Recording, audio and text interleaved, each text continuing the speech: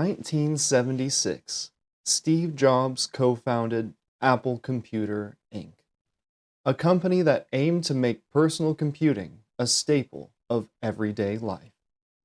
His partner, Steve Wozniak, a technical genius, designed the Apple I, a single-board computer sold as a kit for hobbyists. Jobs, with his marketing vision, handled business operations. Working out of Jobs' garage in Los Altos, California, they developed the Apple II, launched in 1977. Unlike its predecessor, the Apple II was a fully assembled personal computer with color graphics, a keyboard, and expandability, making it accessible and appealing to a broader market.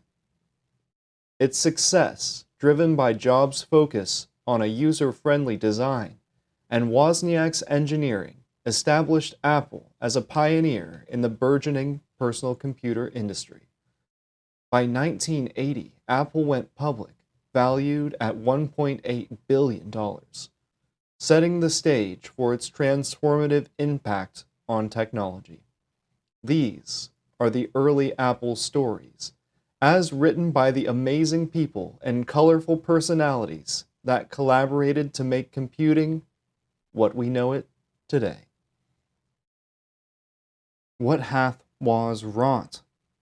This is from folklore.org. Author Andy Hertzfeld, September 1979. In the summer of 1979, I abandoned grad school to start working at Apple Computer as a systems programmer. I was already thoroughly obsessed with their main product, the Apple II, so it was a dream come true to become an Apple employee and meet the amazing people behind the company. I became even more excited when I found out about the first project I was slated to work on, an inexpensive little graphical printer. Most printers were large, loud, and expensive, printing by impacting an inky ribbon. Apple collaborated with a small local startup named TrendCom that had a different approach, relying on coated thermal paper that darkened when heat was applied. The printhead was a column of 70 tiny thermal elements that got hot when enabled. It was almost silent as it glided across the page, printing up to 80 characters per line at about 40 characters per second. TrendCom controlled their printer with a relatively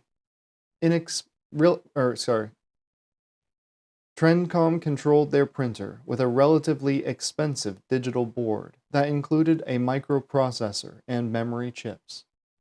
Apple planned to buy printer mechanisms from TrendCom bereft of their digital board, saving almost a third of the total cost of the printer. Instead, we planned to use software on the Apple II to do most of the controlling. My job was to write that software. I was pleased by the similarities between the printing project and Apple's floppy drive, an awesome design that was peak Woz, his crowning glory.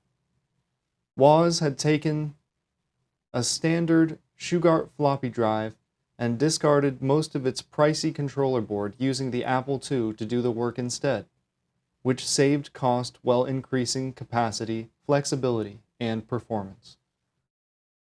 We were going to do essentially the same thing with the TrendCom printer, only this time I got to be Woz, or at least the software side of him. The only other engineer on the project was Victor Bull, who was the hardware designer and project leader. Vic, who was smart with a dry sense of humor and a soft-spoken, laconic manner, sat down with me on my second day of work and introduced me to the details of my new project. The printer software that I was to write would live on a 2K byte ROM chip on the interface board that Vic was designing. It needed to provide an easy way for the user to print the content of their graphical screen, and print 80 columns per line of text from both BASIC and Pascal. It also needed to be finished within a couple months, so we could ship it in time for Christmas 1979, now less than 5 months away. It took about a week to write the low-level routines that managed the position and temperature of the thermal elements and paper. We decided that sending a control Q to the printer should print whatever was displayed on the Apple II's 280 by the 1992 graphics screen. After some coding and debugging, it was thrilling to watch the embryonic prototype print a sharp, clear rendition of the current high-res screen. Finally, we were ready to print some text, which was harder than graphics since you have to worry about character generation and layout. I started considering what the silent type's initial utterances should be. Being a programmer, the first thing I thought was, "Hello world." But I knew we could probably do better than that, so I started asking around for some suggestions. Someone mentioned that the first message ever sent electronically, tapped out in Morse code by Samuel Morse himself on May 24th, 1844, was a Bible quote, "What hath God wrought?" In homage to both Samuel Morse and Steve Wozniak, we decided that the first official text printed by the printer should be, "What hath Woz wrought?" I wrote an integer basic program to print out about 20 times, and I saved the printout for years, but unfortunately lost it at some point. After it had mostly faded out anyways. Occasionally, though, I occasionally thought about what Apple marketing was going to call our new printer. But I never heard any discussion about it. I was afraid they would name it something generic like Apple Thermal Printer. So I was pleased when George Johnson, the marketing person assigned to the project, stopped by and told me they had decided to christen it the Apple Silent Type.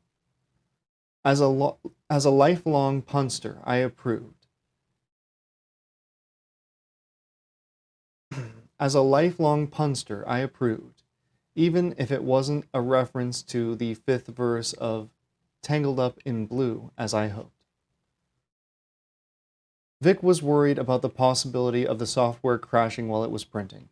It was possible for a thermal element to be inadvertently left on indefinitely, which could potentially ruin the thermal element or even cause a fire. Vic solved the problem by adding a bit of hardware to cut current to the elements that were left on for more than 10 milliseconds. He asked me to write a test to verify that his precaution was working as intended. I wrote the code to intentionally leave each thermal element on, to verify that Vic's safety measure was effective. I was pleased to see that it worked perfectly, but also a little disappointed to miss more exciting behavior if it hadn't.